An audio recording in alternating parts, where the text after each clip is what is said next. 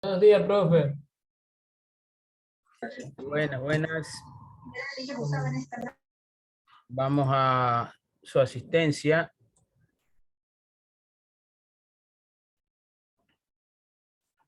Sí, las mujeres son lindas y hermosas. ¿Quién dice? A ver, hoy 27. Escondemos aquí, ocultar. Aguirre.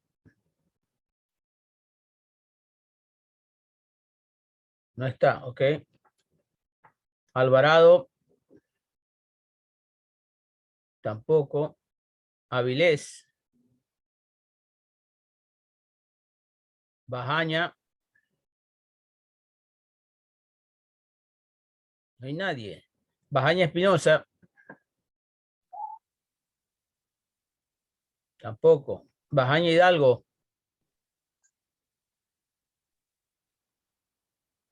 Basurto. Presente. Ok. ¿Por dónde va? No sé. Castillo. Castro. Presente Castro, disculpe. Chillambo. Presente, profe. Conde. Presente. Cortés. Presente. La cogí masticando, ¿se da cuenta? Espinosa.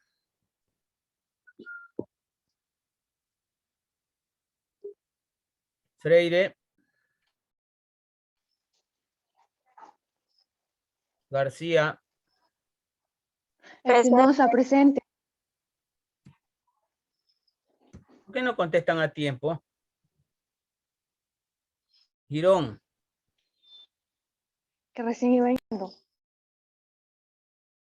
Gurumendi. Presente. Herrera. Presente. Holguín. Presente. Guacón. Presente, profe. Jiménez. León. Presente, ingeniero. Ok. Martínez. Presente, ingeniero. Buenos días. Muy bien. ¿Listos? Estamos lo que somos. Aquí ya ustedes podrán ver su porcentaje de asistencia. Ay, no está la sumatoria. Dejemos. Buenos días, licenciado. Disculpe, Bajaña Hidalgo presente. Lo que pasa es que yo recién ingresé cuando estaba por Chillambo. Ya no lo quise interrumpir. Hizo correctamente. Hizo bien en no interrumpir. A ver. Entonces, sus asistencias total serían 2, 4, 6, 8, 10, 2, 10, 13, 15, 20, 20. Esto se elimina.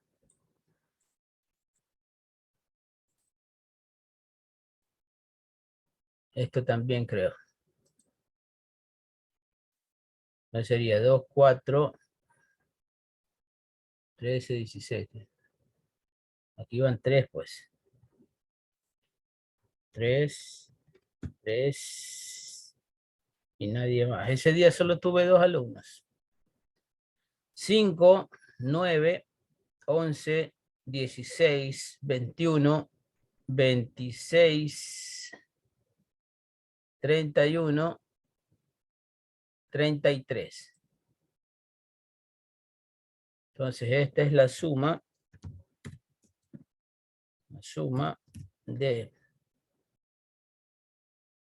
este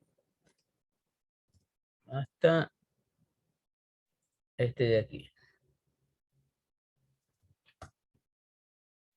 ¿Qué? 453. S7 hasta S7.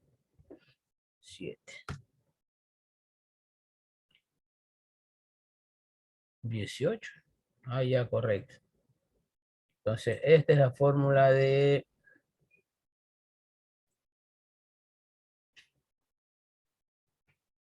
U7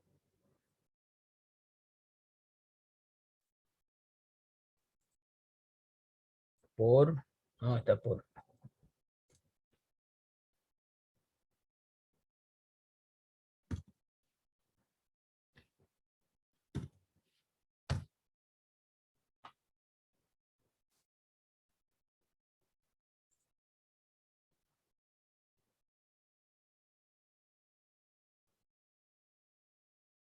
23 dividido para 100.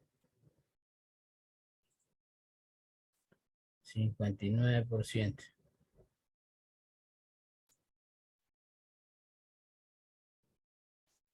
Bueno, tengo que corregir esa fórmula ahí. ¿Listo? Entonces estamos con, a ver, Bajaña, ¿quién era la asistencia última? Bajaña Hidalgo. Bajaña Hidalgo. Listo. Licenciado Viles Ochoa Gracias. también. Comenzar. Castillo, licenciado, recién me Comenzar. conecto, Castillo. Que está lloviendo, pues el internet es malo con lluvia, licenciado. Sabe que estamos en un país tercermundista que nos venden solo pantalla, no nos venden productos. Cambien de servicio. Desde el primer día yo les dije, tienen que mejorar su servicio de internet. Vea, aquí todo en el barrio tiene Netflix y es el único internet que hay y no se puede hacer más nada. O sea, lo mejor que es todo se supone que es Netflix, no hay más. Bueno, vamos con nuestra teoría. Nosotros estábamos aquí hablando de, no, pues ustedes son el grupo 1. Quedamos igual, no, más adelantados quedamos con ustedes. Electrónica automotriz.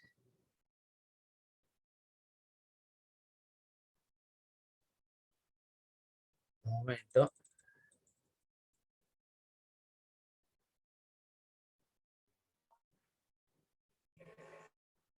Ya, aquí.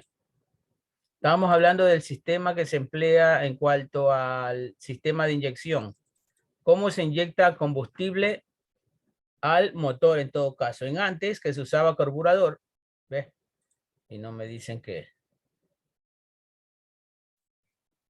En antes se usaba un aparato que se denomina carburador, ¿cierto? ¿Ya? Hasta el año, bueno, fines de los 80 más o menos. ¿Ya? Fines de los 80, entre el 85 y el 90, se introdujo de forma masiva el sistema de inyección. O sea, usando una bomba e inyectores. ¿Para qué? Para el combustible, distribuirlo o dividirlo en partículas diminutas y que se introduzca más o menos tipo spray, ¿no? Tipo spray a presión. O sea, particularlo, ¿no? Dividirlo en gotas chiquitas. ¿Por qué? Porque de esta manera, mientras más pequeñas son las gotas, mejor se quema el combustible. Y se logra, lógicamente, un significativo ahorro, ¿no? Entonces, estos son los aparatos, básicamente, para el sistema de inyección. Actual, bueno, al carburador a gasolina, ya ahorita hay bomba inyectora e inyectores para gasolina también. Vamos con Espinosa.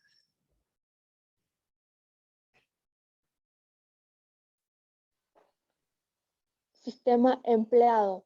Se emplea en distintos sistemas de entrada de carburante en el cilindro para diésel, bomba inyectora para gasolina, carburador o inyector, bomba de alimentación.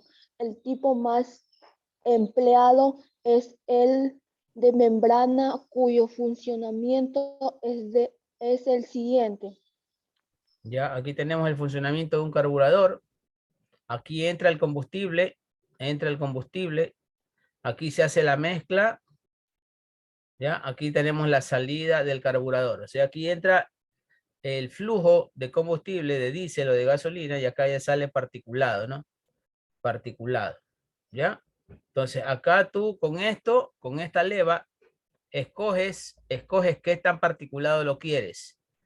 porque escoges aquí el flujo de aire que te ayuda a esto a particularlo, o sea, a distribuir el combustible, como quien dice una bombita de flick, de Baigón, ¿no?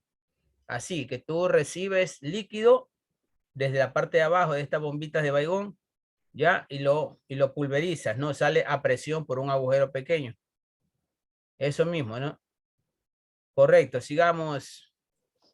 Una excéntrica del árbol de levas acciona la palanca número 1 que mueve la membrana número 2, aspirando combustible por efecto de la válvula 3 y 4, que son de efecto contrario. La leva no acciona la palanca, esta vuelve a su sitio por el resorte número 5, impulsando la membrana y con ella el carburante que sale hacia cilindros por el número 4. La membrana está constituida por un tejido de caucho sintético o de plástico. Si la membrana se rompe o se estropea, producirá fallos en el sistema de alimentación, lo que impedirá que al combustible lleguen normalmente los cilindros.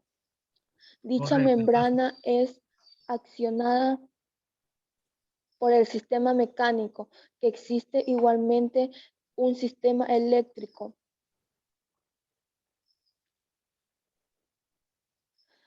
Para hacerla mover y aspirar, suele haber colocado entre estos sistemas varios filtros que purifican el combustible de las impurezas que le acompañan.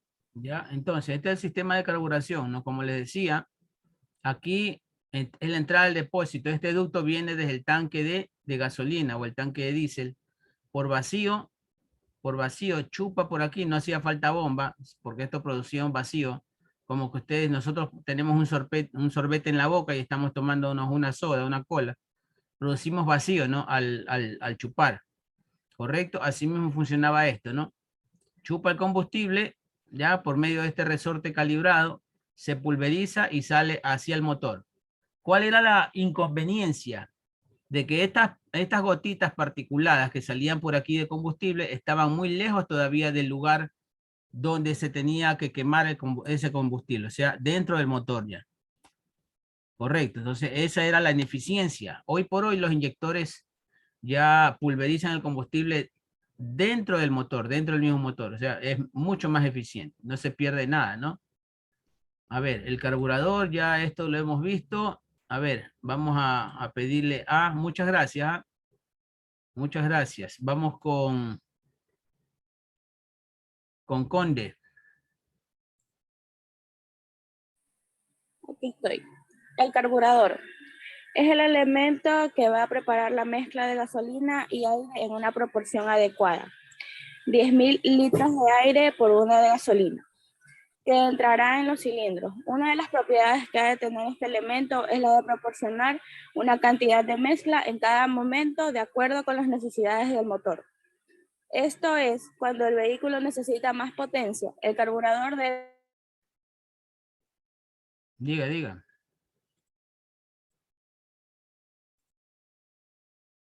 El carburador debe...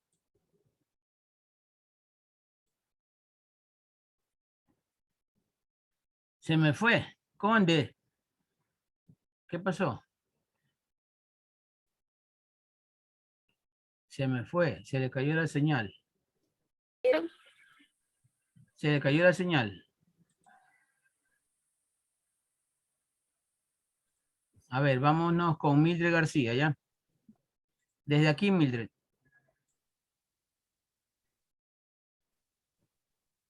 No veo nada, please.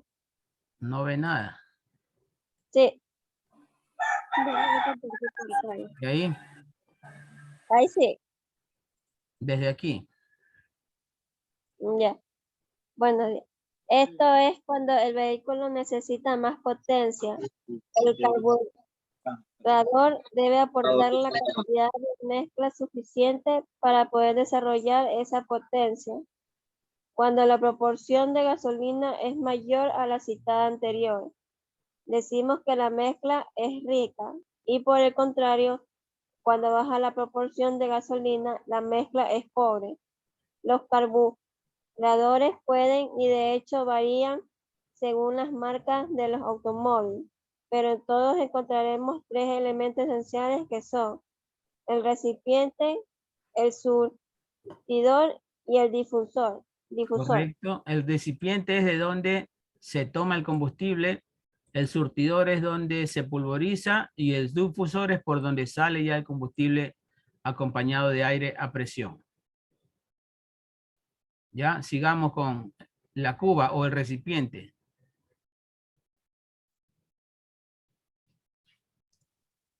La cuba, el carburador, dispone de un pequeño depósito llamado cuba, que sirve para mantener constante el nivel de gasolina carburador, la cual es a su vez alimentada por la bomba de alimentación, que hemos visto. Este nivel constante se mantiene gracias a un flotador con aguja de abre o cierre, el conducto de comunicación y en este caso de alimento entre la cuba y el depósito de gasolina. Listo, vamos con el surtidor. La gasolina pasa de la cuba a un cubito estrecho y alargado llamado surtidor, que comúnmente se la conoce en el nombre de Gickler.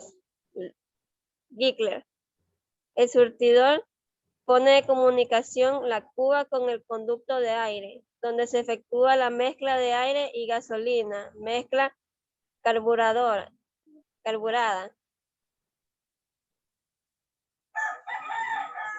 Ya. Difusor.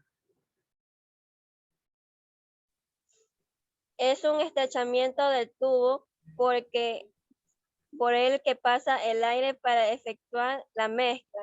Este estrechamiento se llama difusor o Venturi. El difusor no es más que una aplicación del llamado efecto Venturi, que se fundamenta en el principio de que toda corriente de aire que pasa rozando un orificio provoca una succión. La cantidad de gasolina que pasa con el fin de lograr una óptima proporción de 1:10 A 10.000, de 1 a 10.000. La regulan, como hemos visto, el calibrador o Gickler o el difusor o Venturi. Por su parte, el colector de admisión, que es por donde entra el aire del exterior a través de un filtro, en el que quedan las impurezas y el polvo, a la altura del difusor, se estrecha para activar el paso del aire y absorber del difusor la gasolina, llegando ya mezclada a los cilindros. La corriente que existe en el colector la provocan los pistones en el cilindro durante el tiempo de admisión que succionan del aire. Una válvula de mariposa sirve para regular la cantidad de mezcla. Esta es a su vez accionada por el conductor cuando pisa el pedal del acelerador. Se sitúa a la salida del carburador, permitiendo el paso de más o menos mezcla. Correcto, entonces aquí tenemos nuestro carburador, nuestra cuba, nuestro recipiente, ya, nuestro recipiente. Aquí tenemos un perno de gradación, ya, el cual con este podemos dosificar que entre más aire o menos aire, ya. ¿Cómo escogemos que entre o que usemos en determinado momento más combustible o menos combustible? Mediante el pedal, pues, ¿no? Si apretamos más el pedal del acelerador, lógicamente vamos a inyectar más combustible. ¿Ya? Entonces aquí tenemos aquí se produce la mezcla. ¿Ya? Aquí es el difusor. ¿Ya? Entonces esta es una aleta redonda, ¿no? una especie de círculo de bronce era en ese tiempo, en el que abría o se cerraba, o sea, se ponía en posición vertical o en posición horizontal en todo caso. Ya, ese es carburador. Vamos a ver si encontramos funcionamiento del carburador. Un video cortito.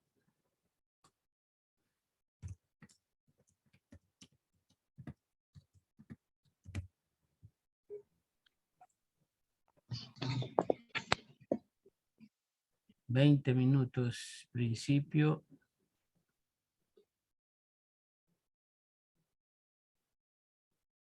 $19. Son largos estos métodos.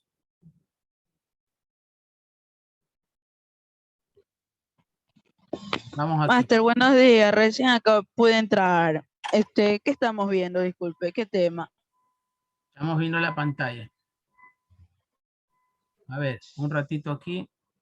Comprar o tener un vehículo de inyección. De la mecánica. Saludos desde la mecánica de Pablo. Video correspondiente a sistema de carburación versus sistema de inyección. Miren todos los aparatos, todos los tornillos, todos los accionadores que requiere un carburador. Todo este cuerpo, vean. Como todos sabemos, hoy en día prácticamente todos los vehículos de fábrica salen con un sistema de inyección. Pero en aquellos países en donde todavía usted puede comprar o tener un vehículo de vieja data, el sistema de carburación es muy eficiente. Claro está, los sistemas y las nuevas políticas de contaminación ambiental hacen ver que el carburador es un sistema propenso a expulsar mayor cantidad de residuos. Pero eso se debe a desajustes que se producen, del cual uno, tomando en cuenta parámetros que pienso es explicar, como no excederse en la capacidad CFM de un carburador y otros detalles que se aprovechan totalmente lo que es CFM. Que se aprovechan totalmente lo que es la capacidad CFM de un carburador. CFM. ¿CFM qué es? ¿Qué sería la capacidad CFM de un carburador? A ver, ¿quién sabe algo de mecánica aquí?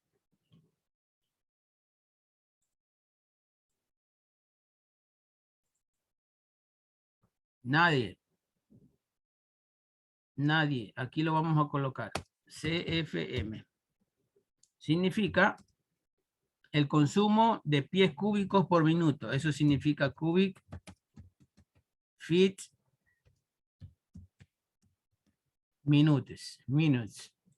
¿Correcto? El consumo de pies cúbicos por minuto. O sea, la cantidad de aire ya mezclado con gasolina que puede brindar el sistema, dependiendo del tamaño del carburador, pues, ¿no?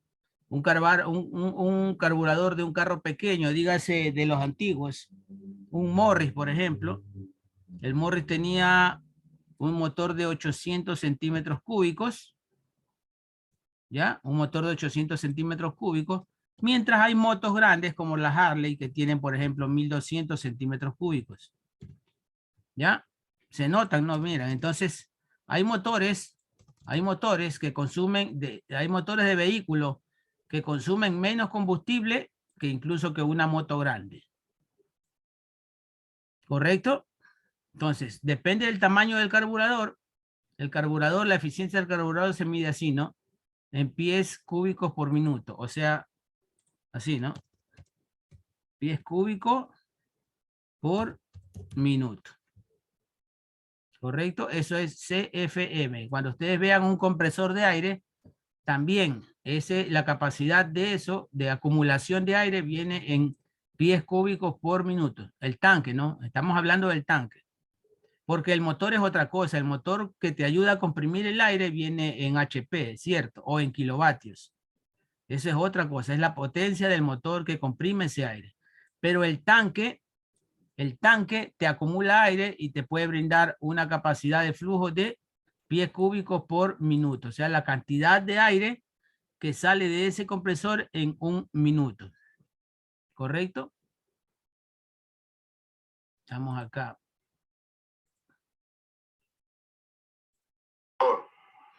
Y otros detalles que se aprovechan totalmente lo que es un sistema de carburación y de fácil mantenimiento. Lo que pasa es que hoy en día prácticamente la juventud le habla de carburación y ni siquiera tienen la intención de aprender. ¿Por qué? Porque la comodidad es la premisa. Y no solamente la comodidad, sino el último grito, como es lo que vemos en la televisión, que estamos acostumbrados a ver Porsche, Ferrari, Lamborghini, todas esas últimas generaciones de vehículos que en realidad un pequeño margen de la población mundial pueden tener, lo demás quedamos como sueños. ¿Para qué esperar sueños? Si ustedes en su país donde se encuentren, ustedes pueden tener un vehículo de vieja data o de colección, vuelvan al sistema de carburación, aprendan sobre este sistema muy básico, sencillo y que le da sonrisas al acelerar. ¿Por qué? Porque ustedes pueden modificar estos vehículos, sean Chevrolet, Dodge o Ford de vieja data, y pueden modificar muchos parámetros del cuales cuando ustedes compran un vehículo de inyección prácticamente nacen y mueren de esa manera. ¿Cuál es la ventaja? ¿Qué es lo que está diciendo este señor, este profesional de la mecánica automotriz? Que en los vehículos antiguos, especialmente norteamericanos, porque nombró 3 marcas norteamericanas, Chevrolet, Dodge y Ford, ¿ya? Hay mucha gente coleccionista, ¿no? Que compra por ahí un carro antiguo y lo tunea, ¿no? Y lo principal que quiere tunearlo, o sea, lo principal que quiere resaltar en ese vehículo es la potencia del sonido del motor, o sea, el sonido de la potencia, mejor dicho, ¿ya? Y eso va de la mano con el tamaño del carburador, o sea, la cantidad de combustible que tú le inyectas, ¿no? Escuchar rugir un motor, y si es que ese vehículo tú le pones un motor más grande para tener más arranque, más torque, lógicamente vas a tener que encontrar un carburador de mucha más capacidad, pues no, que le inyecte más combustible. Entonces, esas variantes te permite a ti el carburador. Mientras, si tú compras un carro moderno de inyección, como quien dice, ese sistema con el que viene ese carro nuevo, ese sistema es el que va a morir ahí en ese vehículo. Tú no le puedes hacer mayores modificaciones. Eso es lo que está tratando de explicar. Entonces, perdón, licenciado, pero sí se le cambia a carros que son de inyectores y se los vuelve a carburador. Claro que sí, claro. Ya, pero digo, no puedes cambiar el sistema interno de inyección como tal. O sea, no puedes cambiar, no puedes cambiar el tamaño de los inyectores para inyectar más combustible. ¿Ya? Ok, entiendo. Mientras que en el carburador sí puedes hacer ajustes para lograr un rango mayor de combustible. ¿Ya?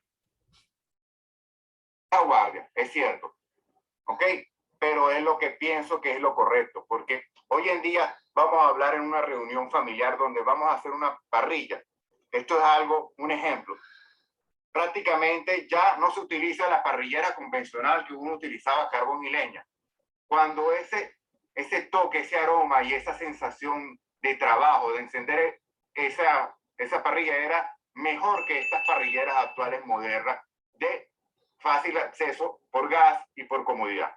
Pero entonces, siempre va a haber el que vaya a favor y en contra de esto, y más aún sabiendo que la tecnología se está comiendo todo lo que representa ese nivel de uno mismo poder tener la facultad de trabajar sobre su vehículo.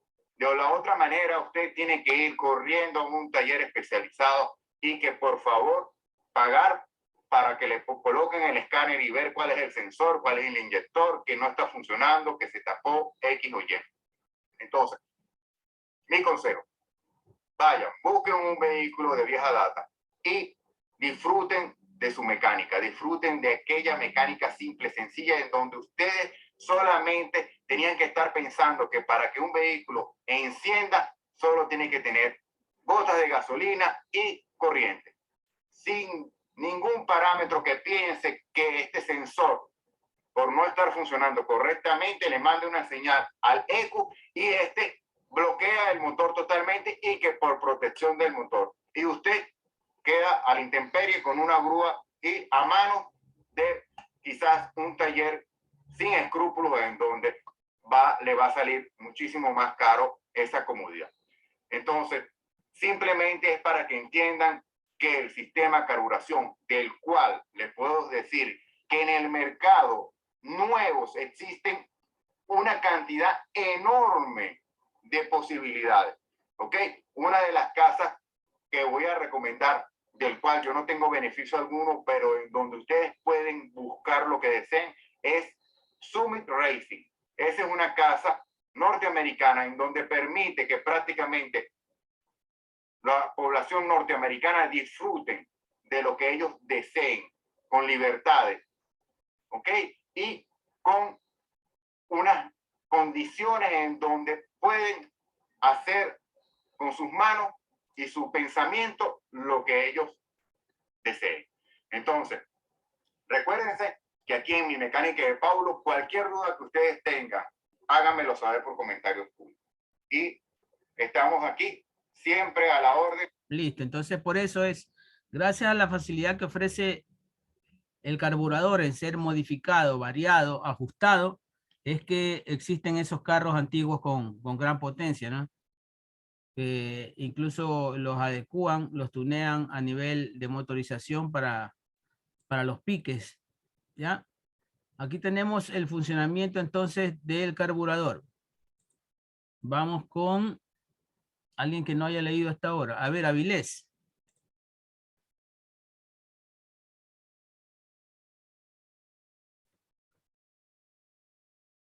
Avilés, no está.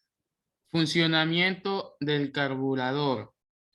Cuando el conductor no acciona el acelerador, la válvula de mariposa se encuentra cerrada y solo permite que pase una pequeña cantidad de aire que absorbe la suficiente gasolina por el llamado surtidor de baja ralentí para que el motor no se pare sin acelerar. El surtidor de ralentí puede regularse mediante unos tornillos que permiten aumentar o disminuir la proporción de gasolina o de aire. Cuando el conductor pisa el acelerador, la válvula de mariposa se abre, permitiendo mayor caudal de aire, lo que hace que la succión producida en el difusor dé una mayor riqueza de mezcla, con lo que el motor aumenta de revoluciones. Al dejar de acelerar, la mariposa se cierra e interrumpe la corriente de aire, con lo que anula el funcionamiento del difusor. El motor no se para porque no hemos visto en ese momento entra un funcionamiento del surtidor de ralentí.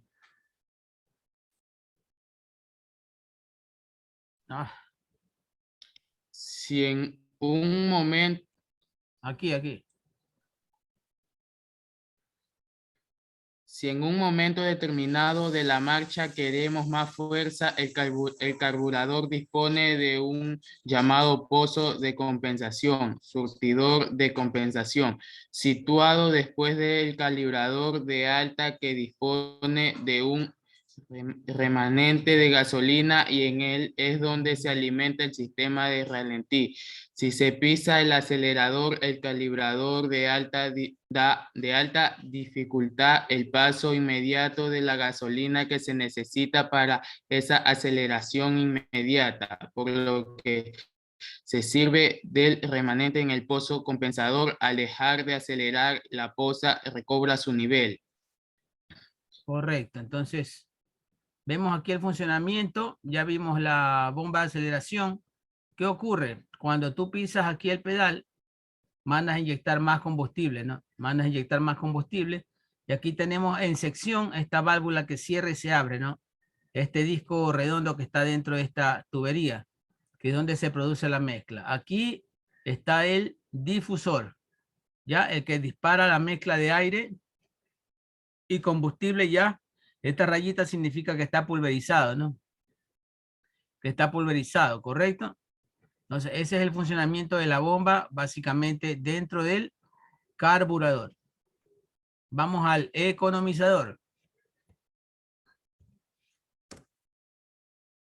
Siga, la misma persona. Economizador. Algunos motores incorporan el carburador un elemento más llamado economizador, que bien aumentado la proporción del aire disminuyendo la gasolina consigue un ahorro de combustible a medida que el motor está más acelerado. Basa su funcionamiento en que al tapar el pozo compensador con una válvula de membrana, la cual permanece cerrada por la acción de un resorte situado en una cámara que comunica con el colector de admisión, y acelerar y activar la succión del colector, esta hace un vacío en la cámara que vence el resorte y permite una entrada de aire mayor en el pozo, con lo que se empobrece la mezcla que sale por el compensador. Correcto. ¿Cuál es la función entonces del economizador?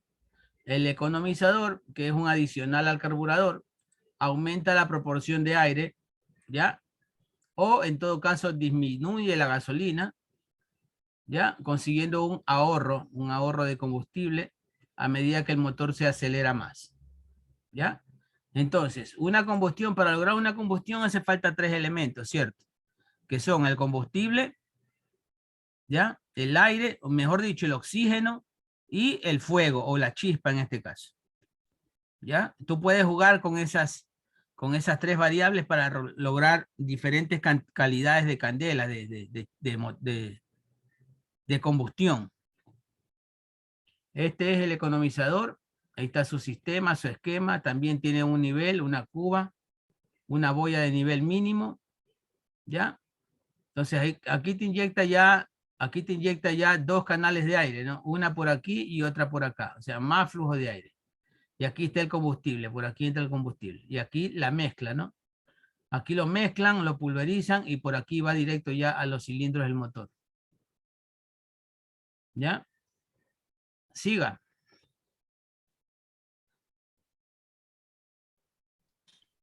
Cuando el motor marcha a velocidad normal por C y S, sale la gasolina pulverizada que se mezcla con el aire. Al acelerar y aspirar con más fuerza los cilindros, la succión es tan grande que se podría agotar la cantidad de gasolina que hay en el depósito, llamado pozo, de manera que por el surtidor S sigue saliendo gasolina, pero por el surtidor C sale casi solo aire, por lo que la mezcla es más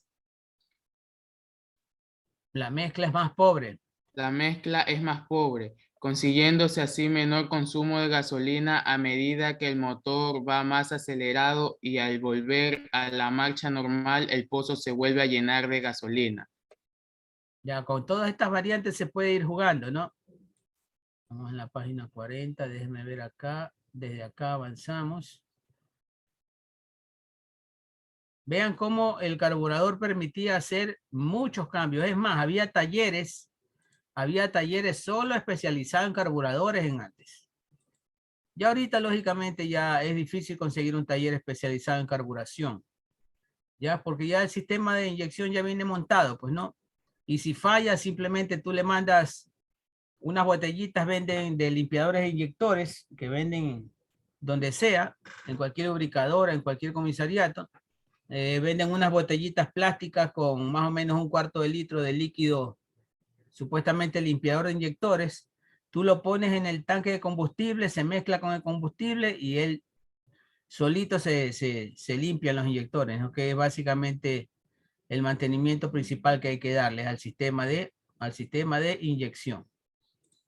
Vamos aquí con el arranque en frío con otra persona. Gracias. Nos vamos con Wimper.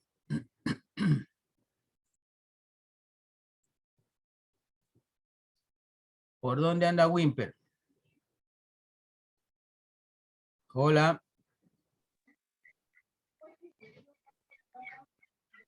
Arranque en frío, estándar y estranguladora. Cuando se arranca el motor por primera vez, en los días fríos, la gasolina se condensa en las frías paredes del cilindro, de modo que la mezcla que llega a los cilindros es demasiado pobre, por lo que el arranque se dificulta. Es necesario disponer de un sistema que enriquezca la mezcla y para ello disponemos del estrangulador del strain. O starter o arrancador. ¿Ya?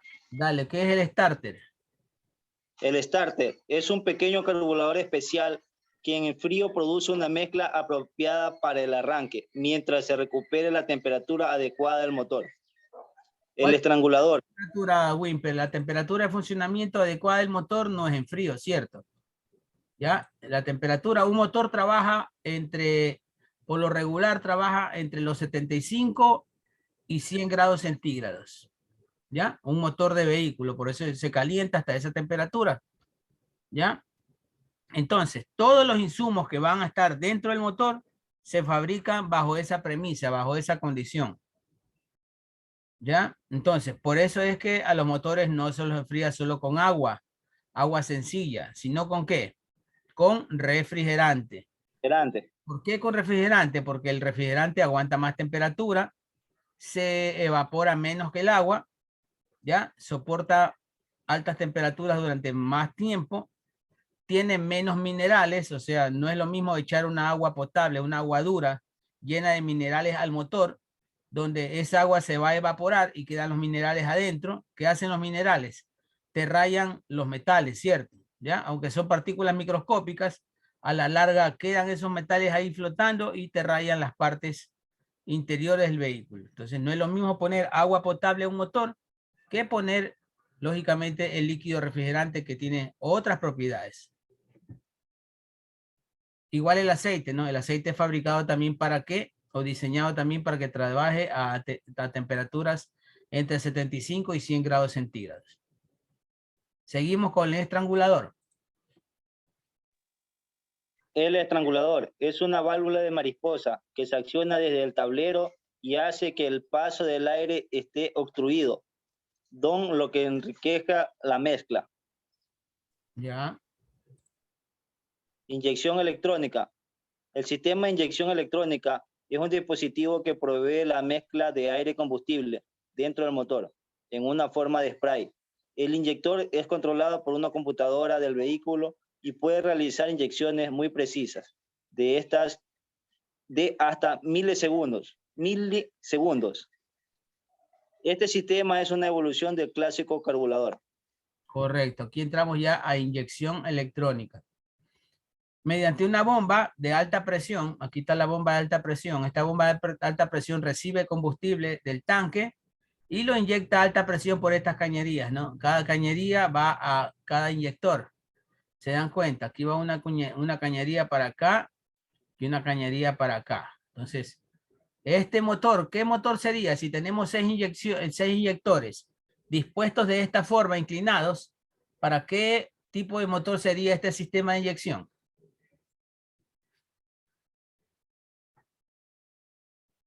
Pregunto. Para inyectores eléctricos, para vehículos inyectores eléctricos. No, pues no. A ver, tenemos 6 inyectores inclinados. Vean cómo están. ¿Ya? ¿Qué tipo de motor sería desde el punto de vista desde el bloque de los pistones? Motor en B. Motor en B, correcto. Motor en B. ¿De cuántos pistones? De 6 pistones. Ok, Wimper. Vamos a ponerle entonces acá un punto vago. Ya tendrías 2. Correcto. Si vemos cómo están dispuestos los inyectores inclinados. ¿Se acuerdan cómo estaban los pistones inclinados también? Estos son un inyector por cada pistón, ¿no? Un inyector por cada pistón. Lo que hay que garantizar, lo que te garantiza esta bomba de alta presión, es que siempre llegue el mismo caudal para cada pistón, o sea, la misma cantidad de combustible, para que el motor no tenga ningún problema. Pero esto es difícil de lograr, ¿por qué? Porque depende de la longitud de las cañerías, pues no. Mientras una cañería sea más larga que la otra, muy difícilmente te va a llegar la misma cantidad de combustible. Porque lógico, tienes más distancia que recorrer, pues no. Entonces, para eso se gradúa la bomba de alta presión. ¿Ya? Sigamos acá con electrónica automotriz. Electrónica automotriz. Actualmente muchos mecanismos o partes de mecánica se están sustituyendo por partes eléctricas y electrónicas.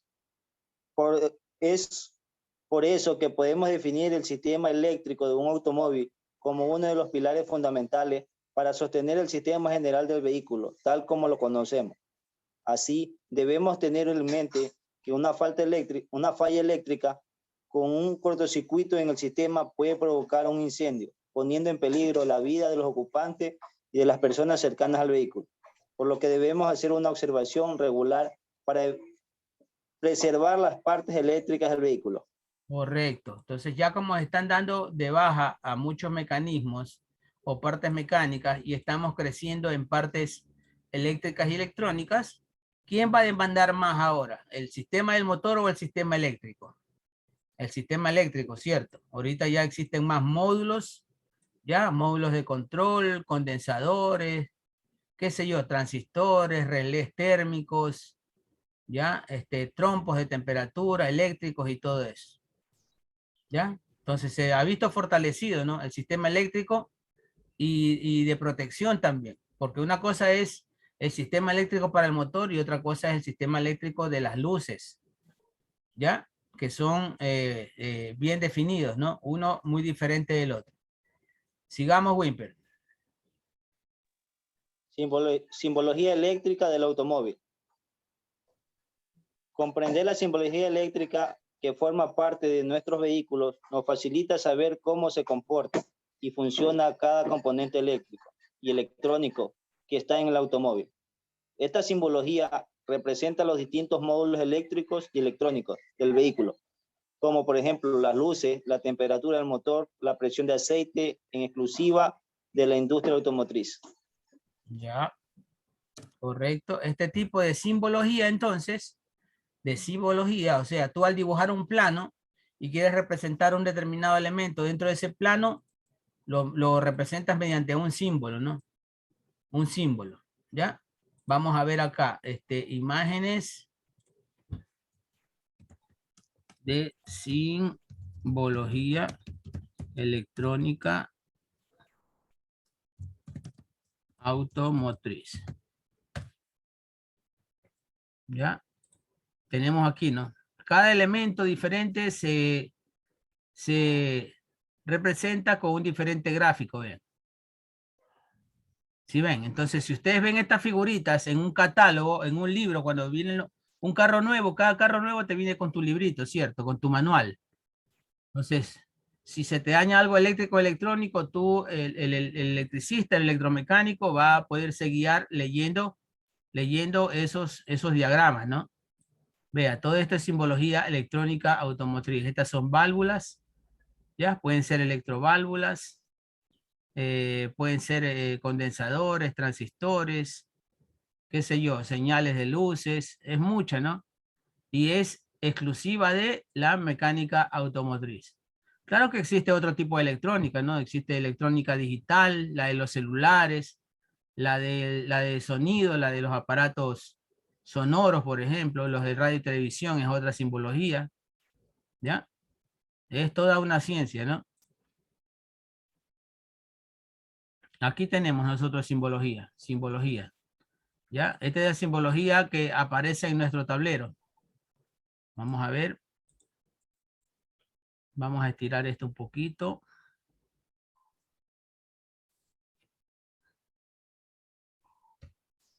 ¿Ya?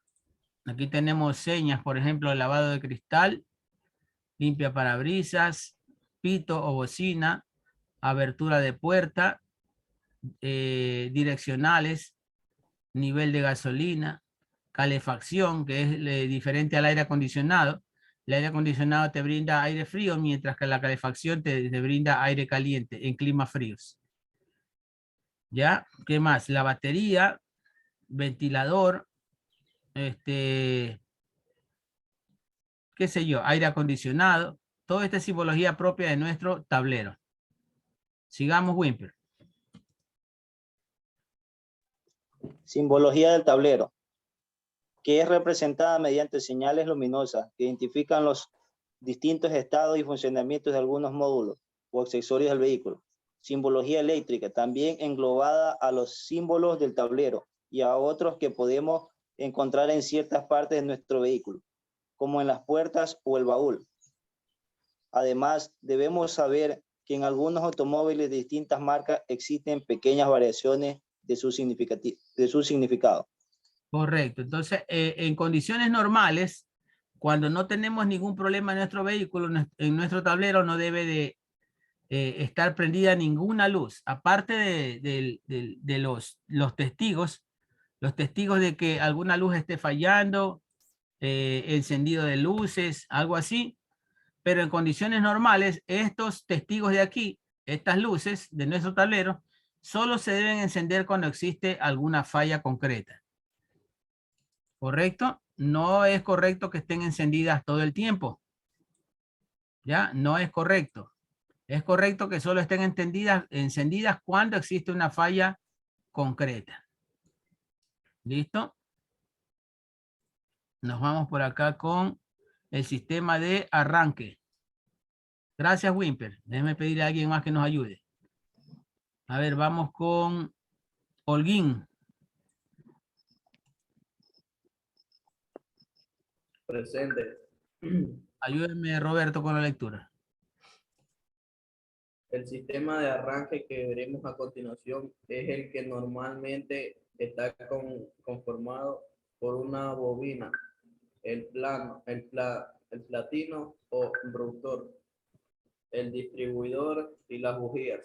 ¿Ya? Aquí tenemos un sistema de arranque sencillísimo, antiguo, ¿ya? Antiguo. ¿Qué tenemos aquí? 4 topes, ¿no? 1, 2, 3, 4. Aquí tenemos esta aguja tipo reloj que gira a la misma velocidad que gira el cigüeñal del motor. Pero esto ya es un aparato eléctrico en todo caso, ¿no? Entonces, este era el distribuidor. ¿Qué es el distribuidor? ¿Qué era el distribuidor? Es un aparato que te da la orden a las bujías de en qué momento producir la chispa. ¿Ya? Este aparato entonces te sincronizaba el momento en que cada bujía tenía que producir su chispa, independientemente. ¿Ya? ¿Por qué? Porque aquí a lo que gira, o por ejemplo en este momento tiene contacto con el tope número 1 y en ese momento manda la señal electrónica para que la bujía número 1 haga su chispa. ¿Ya?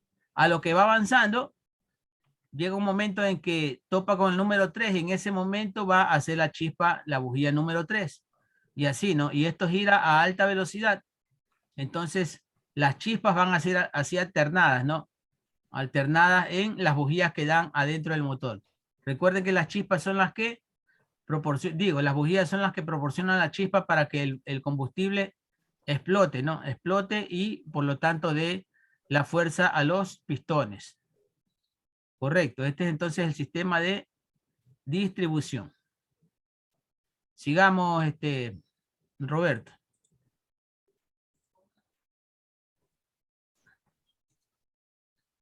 El sistema de arranque funciona de la siguiente manera. Cuando giramos la llave, se abre el paso de voltaje desde la batería a la bobina. La batería se alimenta de esa corriente generando el alto voltaje, que es entregado al distribuidor, que a su vez lo lleva hacia cada bujía que corta o entrega la corriente.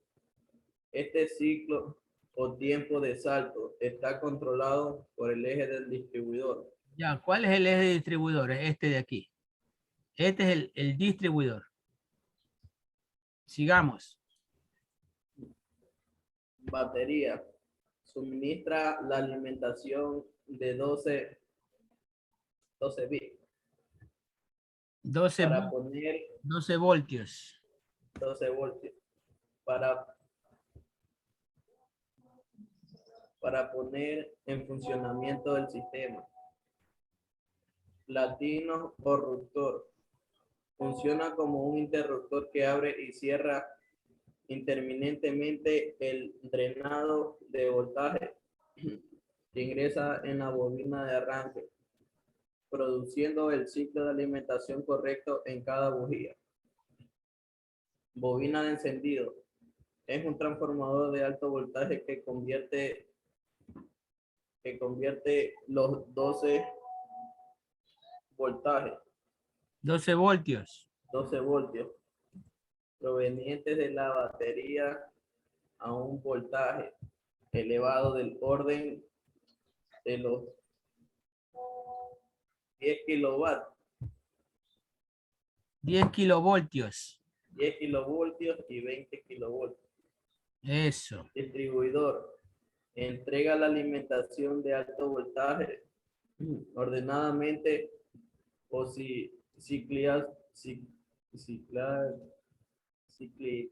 cíclicamente en las bujías de encendido. Bujías se encuentran dentro de la cámara de combustión del motor y producen un arco de plasma o chispa entre sus electrodos de aproximadamente 2 milisegundos, generados la presión necesaria para poner a marchar los pistones. Ya, entonces vamos a ver aquí funcionamiento del distribuidor. ¿Cómo es que se produce la chispa ordenadamente en las bujías? Este es el distribuidor.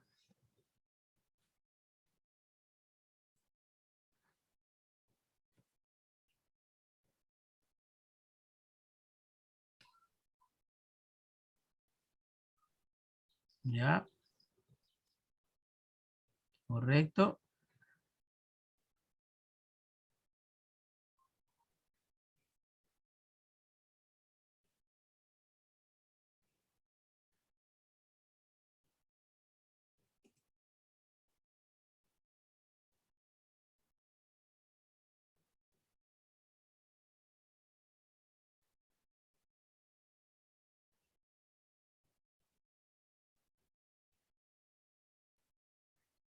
Si han escuchado a veces a ustedes decir a un mecánico, voy a cogerle el tiempo. Voy a cogerle el tiempo al motor. ¿Se han escuchado esa terminología? Sí. Ya, entonces eso se realiza, coger el tiempo se realiza con el distribuidor. ¿Gracias a qué? Gracias a la posición de estos dientes de aquí. ¿Ya? ¿Cómo se logra eso? Aflojando este sistema y variando, ¿no? Variando la posición de giro de este sistema de acá arriba.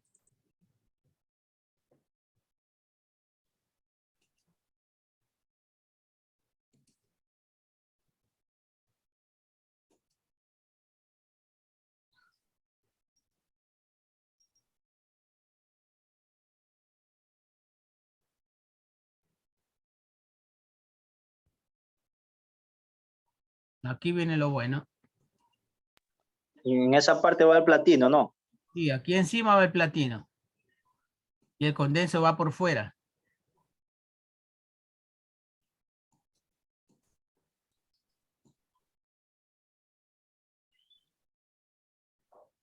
Aquí está el platino. Les presento el platino. ¿Ya? ¿Cuál es el platino? El que te da, aquí tiene una marca de carbón mineral que te da el contacto. Abre y cierra, ¿no? Abre y cierra el platino y es el que te manda la señal para producir la chispa. Aquí, vean. Esta parte de aquí, ya es de carbón mineral pulida. Entonces, aquí por medio de un resorte, esto abre y cierra, abre y cierra. O sea, tiene contacto y no tiene contacto. Tiene contacto y no tiene contacto. Esta parte se abre.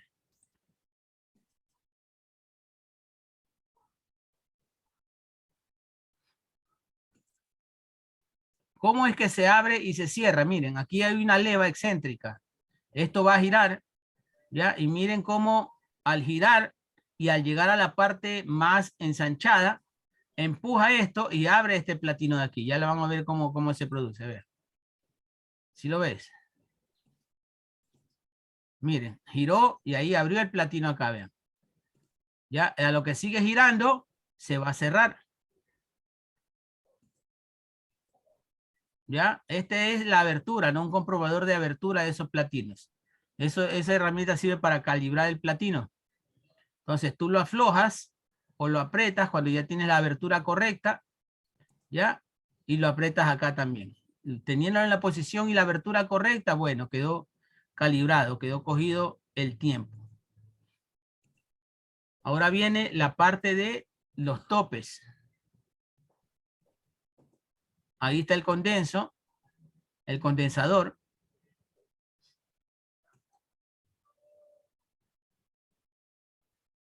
Recuerden que aquí se produce ¿cuántos voltios? Entre 10.000 y 20.000 kilovoltios, ¿se acuerdan? Lo que acaba de leer el compañero. ¿Ya? Es corriente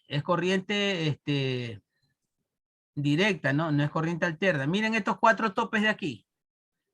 Si ven estos 4 topes, cada uno de estos topes corresponde a cada bujía. Vamos a mostrarles dónde estaban estos 4 topes. Estos 4 topes estaban aquí, vean. Si los ven aquí, 1, 3, 4, 2, 1, 3, 4, 2, 1, 3, 4, 2. ¿Ya? Entonces, esta, la tapita café que tenemos aquí, la tapita café que tenemos aquí con este tope de bronce, es la que va a girar y hacer tope aquí en estos topecitos redondos de aquí, que corresponde a cada bujía. ¿Correcto? Entonces, a lo que va girando, va topando y va produciendo la chispa para cada bujía. ¿Listo? Viene la tapa. Y de aquí, de estos 4 orificios, de aquí, ya va a salir un cable de alta tensión que va a llevar la electricidad o la señal eléctrica a la bujía, a la cabeza de la bujía, a la parte blanca de la bujía, que tiene un topecito metálico, ¿ya? Esas bujías se conecta cada una en uno de estos topes, recibiendo la señal eléctrica. La del centro es la que va a la bujía de encendido. Correcto, la del centro es la que recibe, pues, la que recibe la energía de la batería y del alternador, ¿ya? Y la distribuye a los 4 que están alrededor. ¿Dónde estamos? Aquí, la del centro, tú dices esta. Esta recibe la corriente de la batería y la distribuye para las 4 bujías. ¿Cómo la distribuye? Por medio del giro del mecanismo que ya vimos acá adentro. Por medio de este giro, de esta tapa, de este cabezal. ¿Ya? Repito, este cabezal a lo que gira hace tope en estos topecitos de bujía y a lo que topa, a lo que pasa por cada uno de estos, manda la señal para la chispa para cada una de las bujías.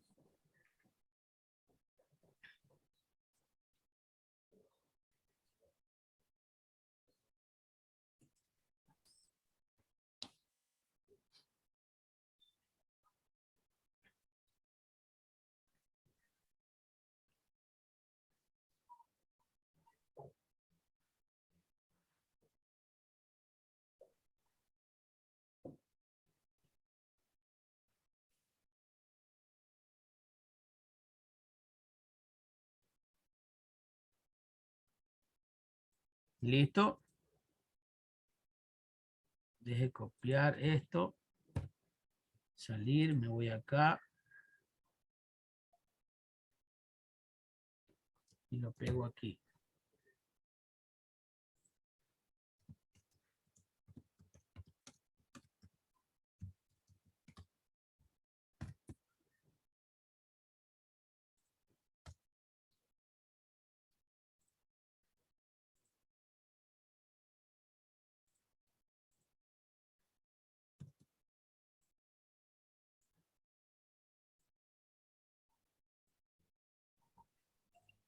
Ya. Vamos a seguir con nuestra lectura. Ya habíamos terminado esto, bujías y todo. Aquí tenemos el esquema. Esto ya lo sabemos. Aquí el distribuidor está girando, alimentando de chispa a las bujías. Ya. Viene la corriente de la bobina de arranque, todo. Listo. La batería, ¿no? En la batería inicia entonces el sistema eléctrico.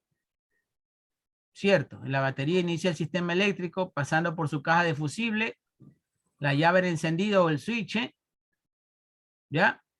Del switch va a la unidad de arranque electrónico, el módulo de arranque que le dicen en los carros modernos, el módulo de arranque, ¿ya? Acompañado por la bobina te da la corriente necesaria para el distribuidor distribuye la corriente a cada una de las bujías para que haga su chispa, ¿ya?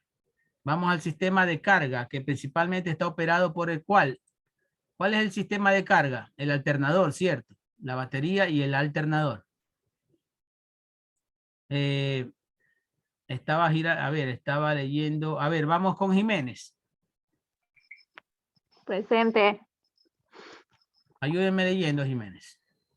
El sistema de carga. El sistema de carga cumple la función de recargar la batería y alimentar a los sistemas que consumen energía eléctrica. Los componentes de este sistema son batería. Aparte de ser recargada por el alternador, entrega energía al regulador, activando el sistema para iniciar el proceso de recarga. También actúa como un compensador que permite mantener los niveles de tensión, corriente, que es el sistema que necesita. Alternador. Genera electricidad basada en el principio de la teoría electromagnética. En pocas palabras, convierte la energía mecánica tomada del motor en energía eléctrica, que será entregada a la batería para recargarla y ser usada por distintos sistemas del automóvil. Regulador. Este dispositivo se encarga de regular la carga del voltaje, o sea, la corriente, proporcionada por el alternador, que se dirige hacia la batería. Correcto, entonces. El alternador da la chispa de arranque, la batería da la chispa de arranque y el alternador vuelve a suplir ese desgaste. Cuando la batería te brinda una chispa, lógicamente se queda desgastada, ¿no?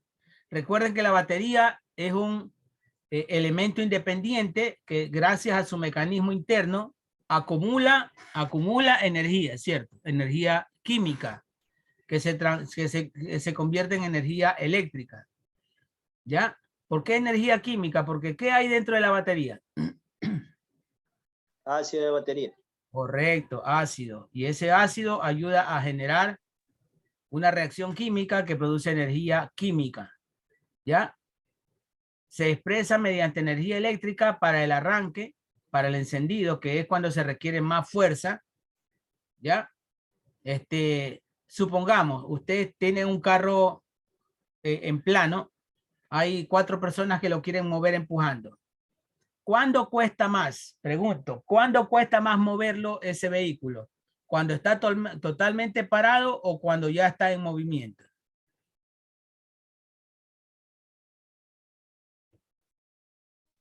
Cuando está en movimiento. Parado.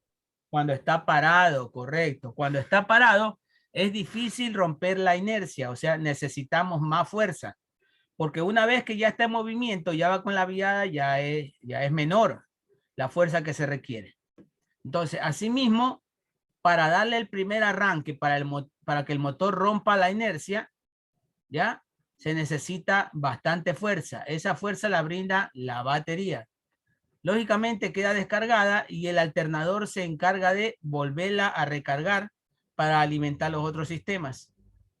Eso es básicamente el sistema de carga y arranque. Vamos con el alternador. ¿Quién estaba leyendo? Yo, ingeniero. Ya. El alternador.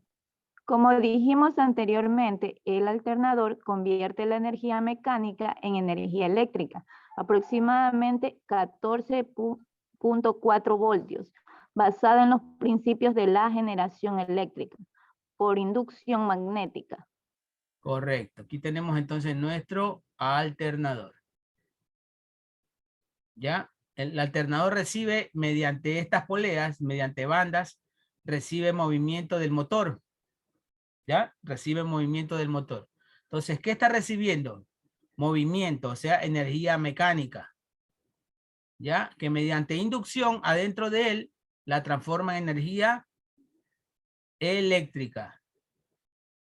Correcto. Es como más o menos esos experimentos de que pedaleamos en una bicicleta y a partir de ese pedaleo podemos prender un foquito Ya, es así más o menos, ¿no? Este mismo sistema. ¿Ya? Vamos con la caja de fusibles. Es muy importante la caja de fusibles. Caja de fusible. Si alguna parte del sistema eléctrico falla, lo primero que debemos hacer es localizar nuestra caja de fusibles, que normalmente se ubica en el lado izquierdo del volante, cerca de los pedales. En autos un poco más antiguos se encuentra solamente abriendo el capot, lo que resulta muy molesto si tenemos problemas en una noche lluviosa y nos encontramos a la vera del camino. En la caja encontraremos un mapa que nos guiará sobre los fusibles que debemos revisar. Correcto. Tenemos esta caja de fusibles. Tenemos una imagen aquí. ¿Ya? Cada uno de estos de diferentes colores es un fusible diferente que protege a cada circuito. Por ejemplo, esta café.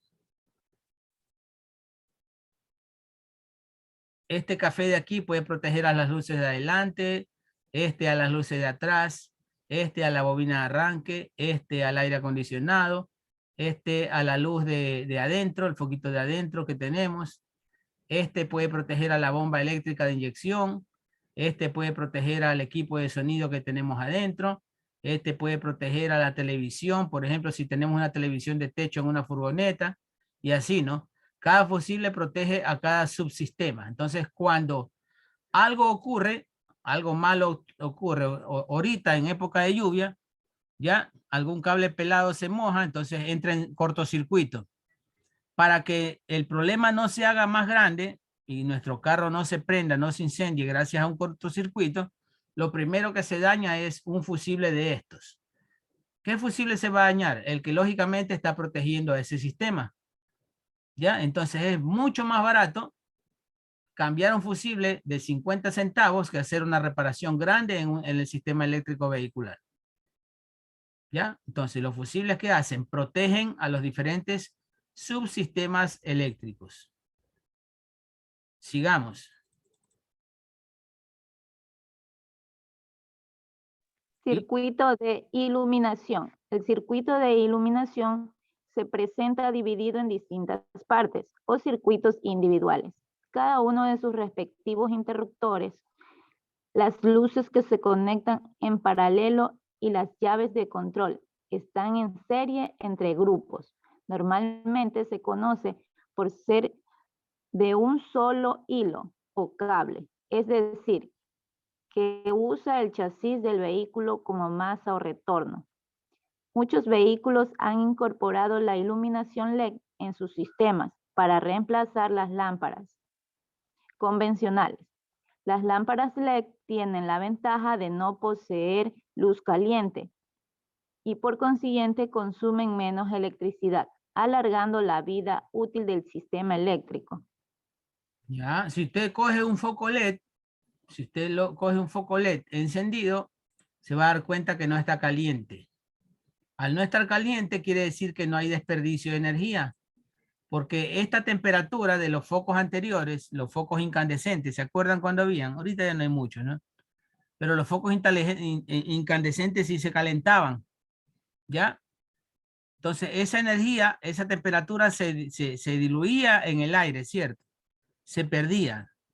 Los focos LED no se calientan, por lo tanto no hay ese desperdicio de temperatura al medio ambiente y son focos ahorradores. Lo mismo es acá en el circuito de iluminación del vehículo. ¿Ya? Partes del circuito de iluminación. Interruptores de los faros, luces de posición, freno, luces de marcha atrás. Esas son luces de prevención. La fusilera que la tenemos aquí adentro. Ya la mostramos la fusilera, ¿no? Esta es la fusilera.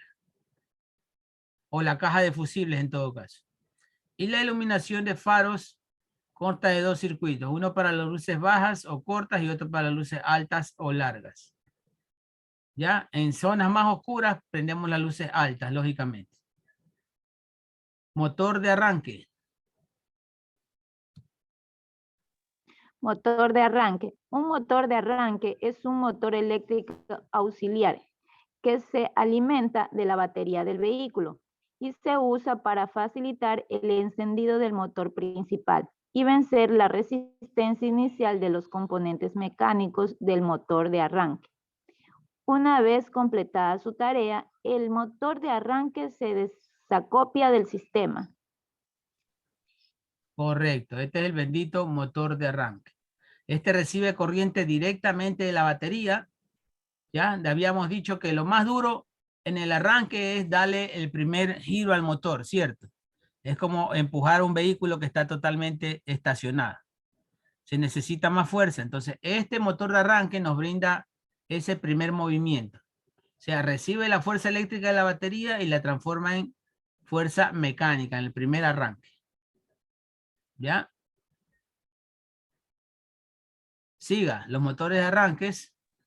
Los motores de arranque modernos son casi todo tipo reductores. Generan un gran torque o fuerza mecánica a bajas revoluciones. Permiten un menor consumo de corriente. Tienen un peso menor y ocupan menos espacio físico, casi un 40% menos. El problema en algunos es que usan imanes permanentes que no soportan golpes o humedad, lo que lo hace un poco más frágil. Vamos con la computadora, que es parte del sistema electrónico. Muchas gracias por ayudarnos con la lectura. Vamos a pedirle a Bajaña Espinosa que nos ayude.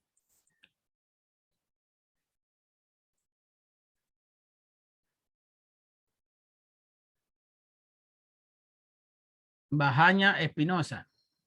¿No está? No está. Ahí es donde me contestan la lista y se van. No, pues no está. Castro Dominique.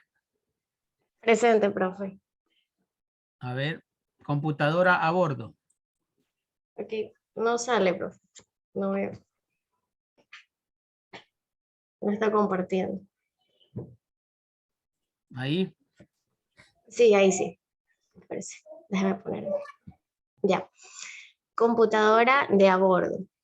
La unidad central electrónica es básicamente una computadora que recibe las señales de los distintos sensores que están ubicados en varios componentes del vehículo. Depende la información recibida. La unidad pone en marcha los distintos actuadores para mejorar el funcionamiento del motor y del sistema del vehículo en general. Ya. Ya. Esta es la computadora, ¿no? Ya, sí. la que da todas las señales electrónicas, correcto. Sigamos. La computadora automotriz nació de una iniciativa en Estados Unidos para reducir la contaminación del medio ambiente y evolucionó hasta llegar a controlar casi la totalidad del sistema de un vehículo. Las ECU más simples controlan las emisiones de gases y la cantidad de combustible inyectada en el motor. En cambio, las avanzadas controlan casi en su totalidad al sistema del vehículo. Listo. Una pregunta que tengan hasta aquí. Bueno, es bastante materia nueva. Vamos a 5.5, lubricantes y combustibles. Sigamos leyendo. Ok. Lubricantes y combustibles. Combustible es cualquier material capaz de liberar energía cuando se oxida de forma violenta con desprendimiento de calor. Supone la liberación de una energía de su forma potencial, energía de enlace, a una forma utilizable, sea directamente energía térmica o energía mecánica, motores térmicos, dejando como residuo calor, energía térmica, dióxido de carbono y algún otro compuesto químico. ¿Sí o no más? Sí. Ok. Tipos. Entre los combustibles sólidos se incluyen el carbón, la madera y la turba natural. El carbón se quema en calderas para calentar agua que puede vaporizarse para mover máquinas a vapor o directamente para producir calor utilizable en usos térmicos, calefacción. La turba y la madera se utilizan principalmente para la calefacción doméstica e industrial, aunque la turba se ha utilizado para la generación de energía y las locomotoras o los barcos que utilizaban madera como combustible fueron comunes en el pasado. Entre los combustibles se encuentran el gasóleo, el queroseno o la gasolina o nafta, y entre los gaseosos el gas natural o los gases licuados del petróleo, representados por el propano y el butano. Las gasolinas, gasóleos y hasta los gases se utilizan para motores de combustión interna o en calderas. En los cuerpos de los animales, el combustible principal está constituido por carbohidratos, lípidos, proteínas, que proporcionan energía para el movimiento de los músculos, el crecimiento y los procesos de renovación y regeneración celular, mediante una combustión lenta, dejando también como residuo energía térmica, que sirve para mantener el cuerpo a la temperatura adecuada para que funcionen los procesos vitales. Se llaman también combustibles las sustancias empleadas para producir la reacción nuclear en el proceso de fisión, aunque este proceso no es propiamente una combustión. También es propiamente un combustible el hidrógeno, cuando se utiliza para proporcionar energía y en grandes cantidades en el proceso de fusión nuclear, en el que se funden atómicamente dos átomos de hidrógeno para convertirse en uno de helio, con gran liberación de energía. ¿Sigo, profesor? Sí. Este medio de obtener energía no ha sido dominado en su totalidad por el hombre, salvo en su forma más violenta, la bomba nuclear de hidrógeno, conocida también como bomba H. Pero en el universo es común específicamente como fuente de energía de las estrellas. Ya, un momentito.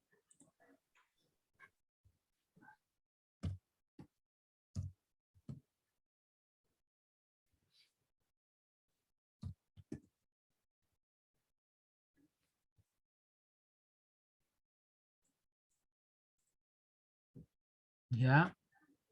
Características de los combustibles.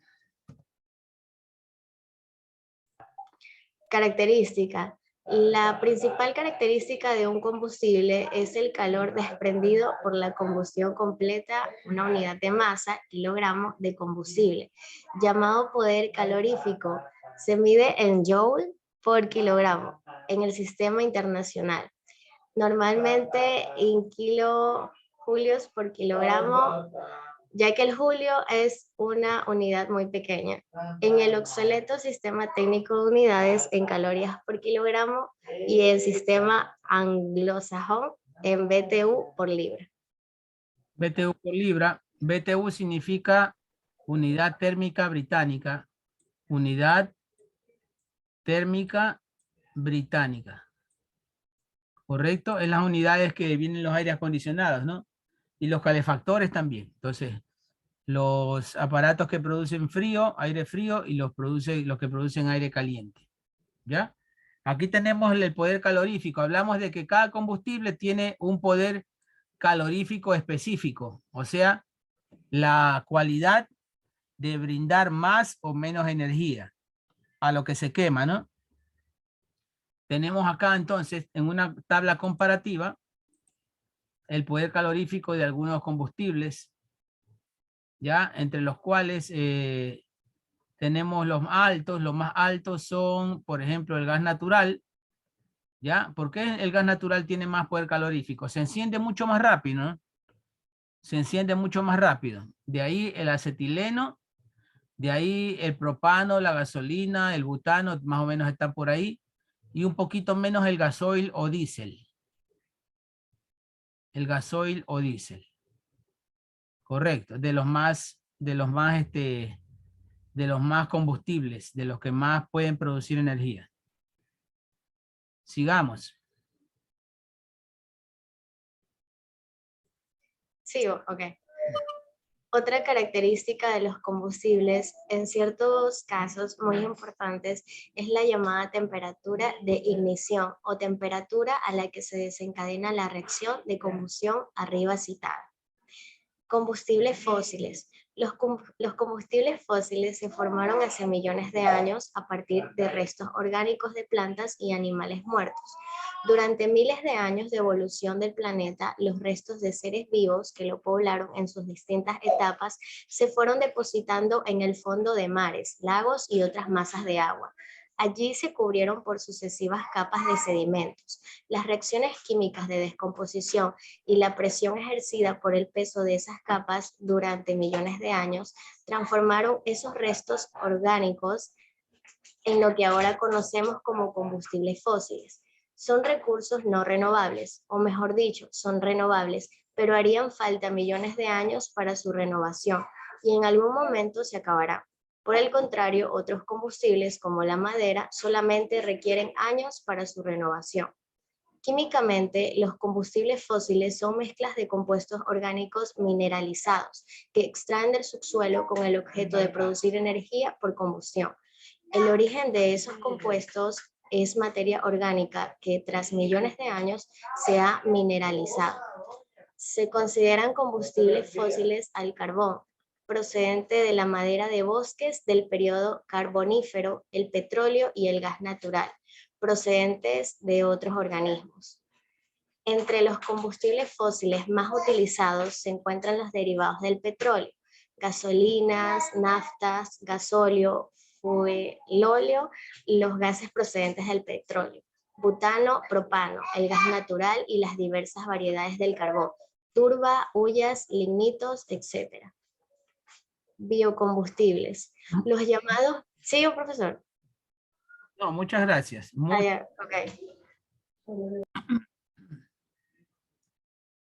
Vamos a pedirle a...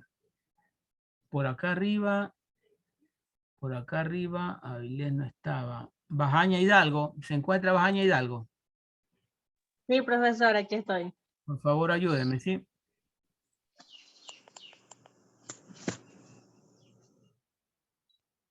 Se ve como un cuadro, no se divisa bien la lectura. Biocombustibles. Ahí sí. Biocombustibles.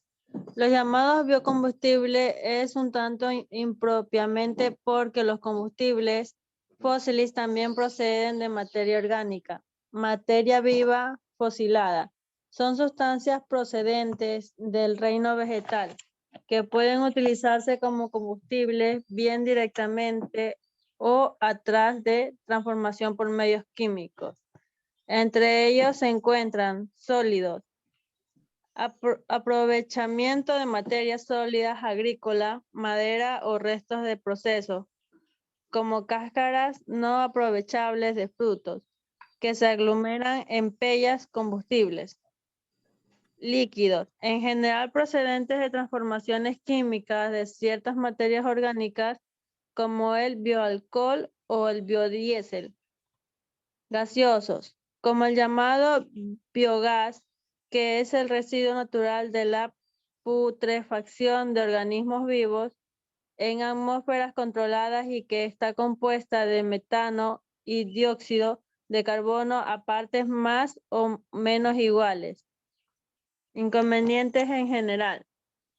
Los combustibles utilizados normalmente son el carbón o derivados del carbono, hidrocarburos derivados de la madera, que también tienen carbono, incluso los hidratos de carbono de la alimentación humana, por lo que en los procesos de combustión se procede al gas dióxido de carbono, que contribuye al efecto invernadero y el consiguiente calentamiento global. Además, especialmente los combustibles sólidos producen hollín y cenizas volantes que enuncian el aire de las cenizas del lugar donde se emiten. Correcto. Biocombustibles. Vamos aquí a ver un videito de biocombustibles.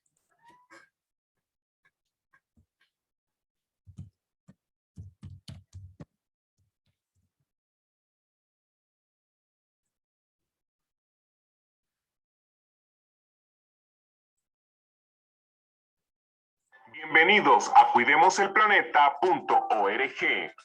En estos tiempos modernos, muchas personas y compañías han concientizado el daño que le estamos haciendo al medio ambiente. La contaminación, producto de la emisión del humo de los automóviles y empresas, ha producido daños irreversibles al medio ambiente. Pero hoy en este video te queremos hablar de los biocombustibles.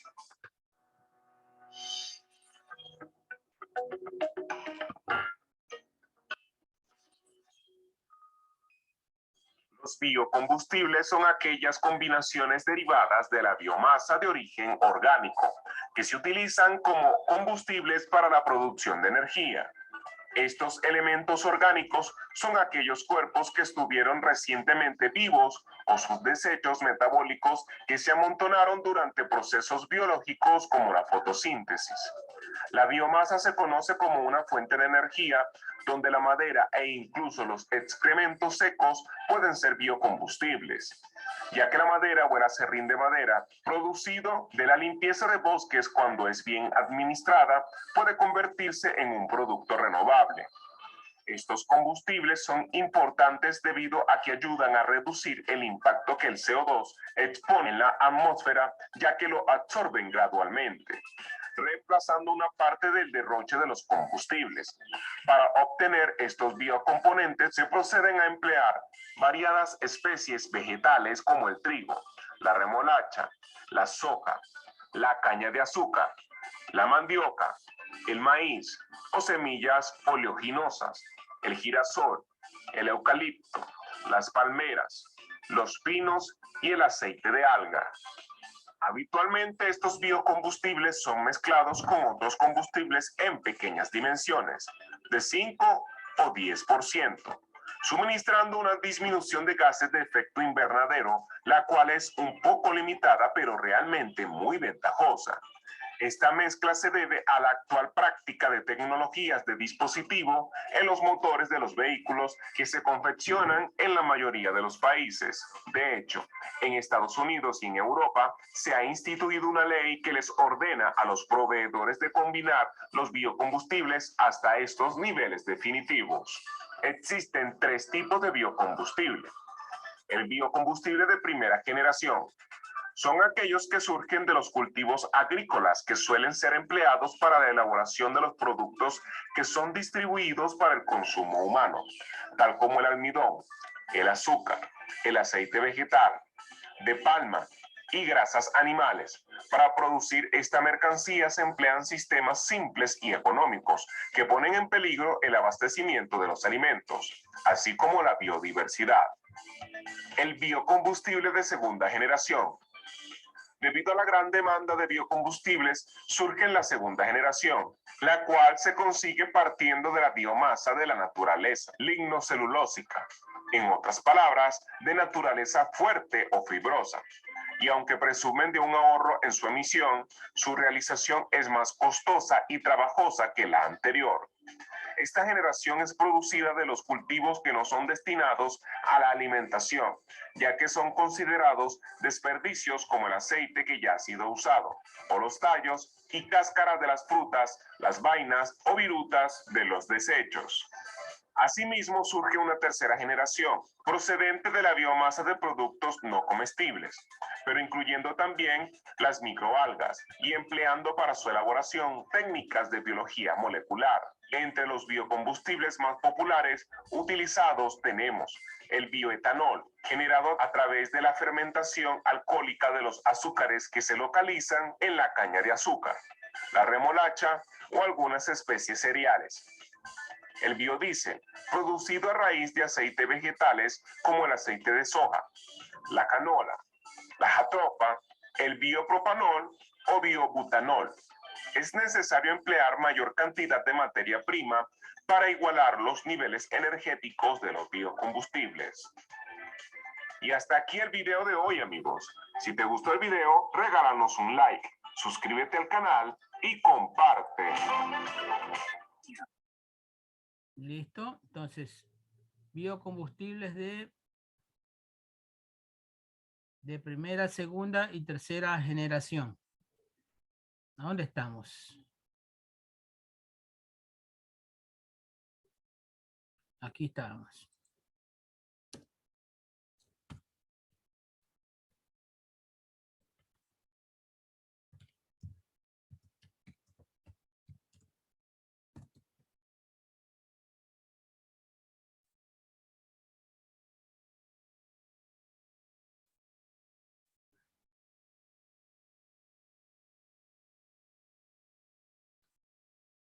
¿Listo? Ya vimos los inconvenientes, entonces. Correcto. Entramos a lubricantes. Esto los vamos a dejar pendientes, ¿no? Un poco para que completen su trabajo. Vamos a quedarnos aquí. ¿Qué color le damos? Este color. Listo. ¿Alguna pregunta que tengan?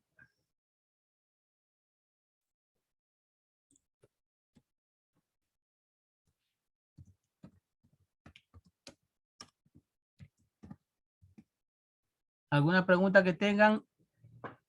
Les pregunto yo entonces, ¿si van a realizar la visita al taller o no? Para conversar con mi amigo. Lo personal, yo sí. Sí, Yo también, ingeniero. Queremos aprender.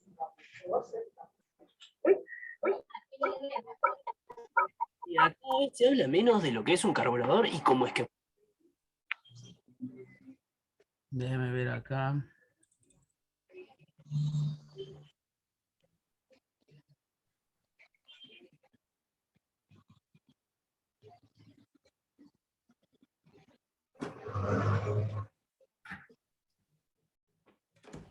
Aquí tenemos.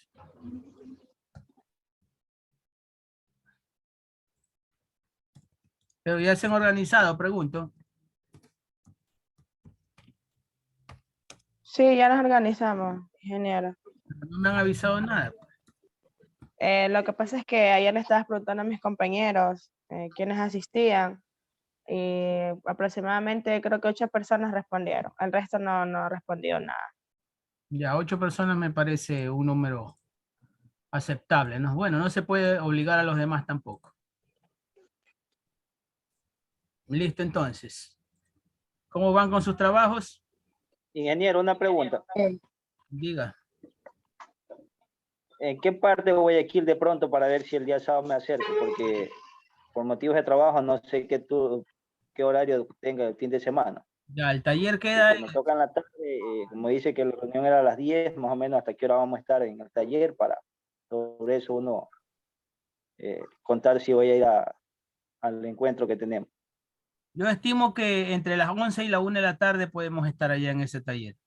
El taller queda a la altura de Mall del Sur, entrando para el fondo. A la altura de la calle de KFC, el KFC que queda en la planta baja de Mall del Sur. El esquinero. El esquinero, correcto. Esa calle que pasa, esa calle que pasa largo hasta el fondo por el Francisco Orellana, el Colegio Francisco Orellana. Esa. Profe, la lista. Un momento. A ver, ¿quién? Sí. Profe, yo estuve desde el principio, pero como le dije, después de unos minutos quería saber si sí me puso una asistencia. No me digan eso que estuvieron desde el principio, no me hagan... Profe, yo hasta leí. Yo sí estuve. Yo, licenciado Alvarado. Jiménez. A ver, Alvarado Melanie. Alvarado Melanie. A partir del... porque no Pero con esa señal, madre. Jiménez. Señal, es el internet, es la lluvia, está muy fuerte por acá. A ver, ¿quién más? Aguirre está. Aguirre. No está. Vamos con Girón entonces. Jiménez. Vaya, profe. Ya, ¿quién más? Jiménez Pluas, ingeniero. Ya estuvo, les estoy mostrando la pantalla. ¿Quién más? Bajaña, profe. ¿Bajaña qué? Pues si hay como 3 o 4. Alarcón. ¿Bajaña? Alarcón. Correcto. ¿Quién más? Listo, suficiente.